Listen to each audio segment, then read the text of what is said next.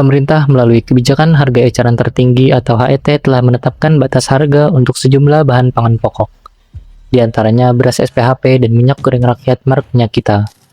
Kebijakan ini dibuat untuk menjaga stabilitas harga serta memastikan masyarakat dapat memperoleh kebutuhan pokok dengan harga yang terjangkau. Namun, kondisi di pasar justru menunjukkan kenyataan yang berbeda. Berdasarkan pantauan kami, sejumlah pedagang masih menjual minyak kita di atas harga HET yang telah ditentukan pemerintah. Harga yang seharusnya berada pada kisaran resmi, di beberapa tempat justru mengalami kenaikan yang cukup signifikan. Situasi ini tentu menimbulkan pernyataan di tengah masyarakat. Jika pemerintah sudah menetapkan harga tertinggi, mengapa bahan pokok tersebut masih dijual mahal? Apakah distribusi yang tidak merata, pasokan yang terbatas, biaya operasional pedagang yang meningkat, atau lemahnya pengawasan menjadi penyebab utama kondisi saat ini? Sejumlah pedagang mengaku kenaikan harga terjadi karena mereka memperoleh barang dari distributor dengan harga yang sudah tinggi. Di sisi lain, masyarakat sebagai konsumen harus menghadapi beban pengeluaran yang semakin besar untuk memenuhi kebutuhan sehari-hari. Pemerintah sendiri menegaskan akan terus melakukan pengawasan terhadap distribusi dan penjualan bahan pangan pokok, agar harga tetap sesuai ketentuan. Namun hingga saat ini, selisih antara harga resmi dan harga di lapangan masih menjadi persoalan yang belum sepenuhnya terselesaikan. Lalu sejauh mana efektivitas kebijakan HET dalam menjaga kestabilan harga pangan? Dan bagaimana langkah pemerintah untuk memastikan kebutuhan pokok tetap terjangkau bagi seluruh masyarakat? Untuk mengetahui penyebabnya, berikut hasil penelusuran dan wawancara kami di Pasarau, Kota Serang. Beberapa waktu belakangan masyarakat mengeluhkan harga minyak kita yang naik, padahal harga eceran tertinggi minyak curah kemasan program pemerintah itu dipatok Rp15.700 per liter. Lapangan minyak goreng rakyat ini masih banyak dijual di atas ketentuan tersebut. Kondisi ini ditemukan rata-rata di warung dan kedai kecil di Pekanbaru. Pedagang berdalih harga modal yang mereka terima sudah lebih tinggi sehingga harga jual ke konsumen ikut menyesuaikan. Rata berapa dijual di sini? Harga jualnya emang dari distributor sudah segini?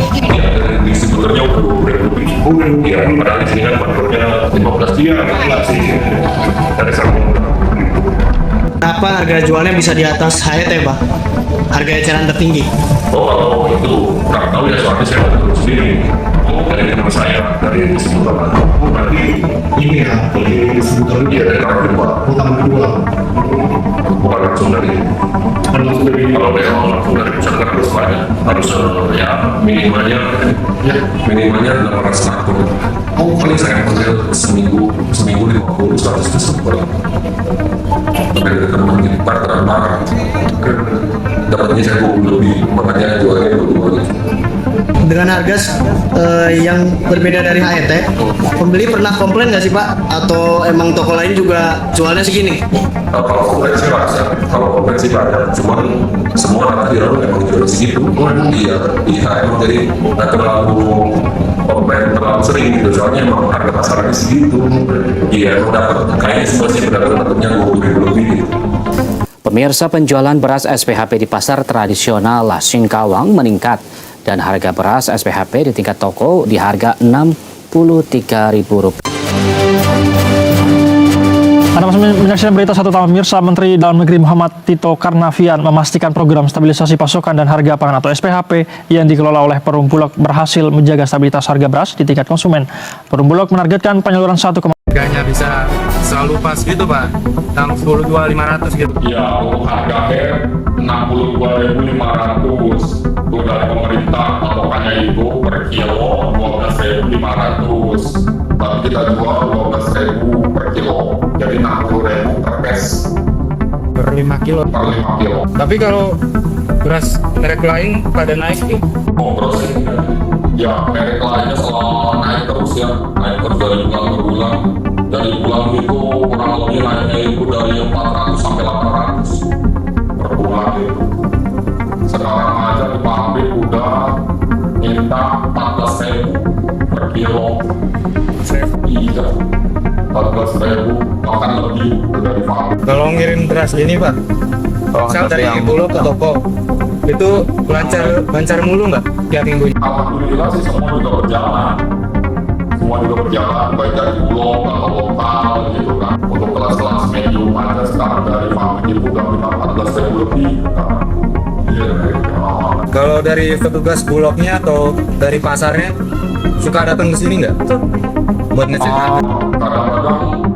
kadang-kadang cek memantau kadang-kadang ada turunan dari Bulog. Biasanya kurang lebih sebulan sekali. Kadang-kadang dari pemerintah juga sering survei di sini. Cuma kalau dari pemerintah pusat jarang banget ya. Jarang banget, kecuali dari lokal, dari Bulog. Kalau Bulog itu harganya yang penting itu pusat. Kalau naik satu naik semua. Tapi naiknya itu beda per wilayah, beda-beda. Kenaikannya nggak selalu sama. Tapi kalau dari pembelinya gimana Pak? Ngebantu nggak? Ngebantu buat pembelinya nggak? Dengan harga yang segitu? Iya, dengan adanya Bulog ya otomatis ya ada. Jadi untuk menekan supaya harga itu nggak terlalu lari naiknya gitu kan. Jadi ada penekanan dari Bulog gitu kan. Kalau Bulog ini nggak diadain, otomatis beras lonjaknya jauh. Pasti naiknya pasti lebih kencang gitu kan. Iya. Kalau Bulog kan cuma 12.000 ini per kilo. Kalau yang lain kan sekitar 14.000 ke atas lebih. Sebenarnya 14.000. Iya, berasnya kan nggak jauh beda gitu kan. Jadi ada penekanan lah dari Bulog gitu kan.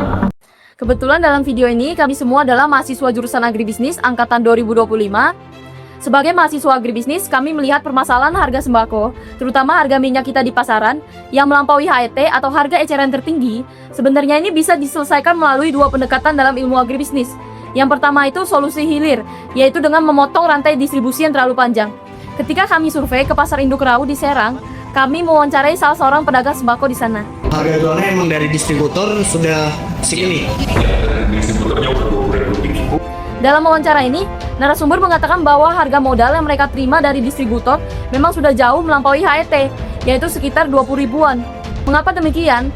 Salah satu permasalahan pada minyak kita ini adalah rantai pasoknya yang terlalu panjang.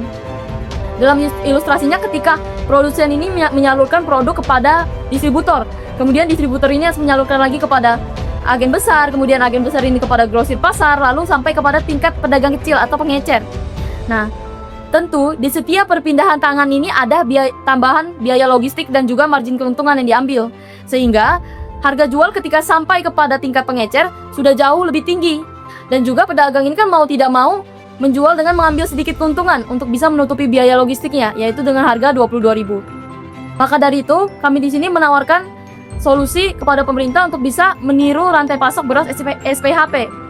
Yaitu ketika beras SPHP ini semuanya itu dikendalikan dalam satu komando oleh Perum Bulog. Bulog itu harganya yang penting itu pusat. Kalau naik satu naik semua.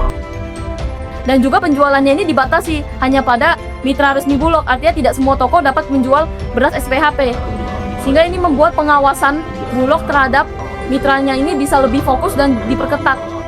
Dalam implementasinya kebijakan ini juga sudah dijalankan di Provinsi Maluku Utara. Perlu dijelasnya teman-teman bisa lihat di cuplikan video berikut ini.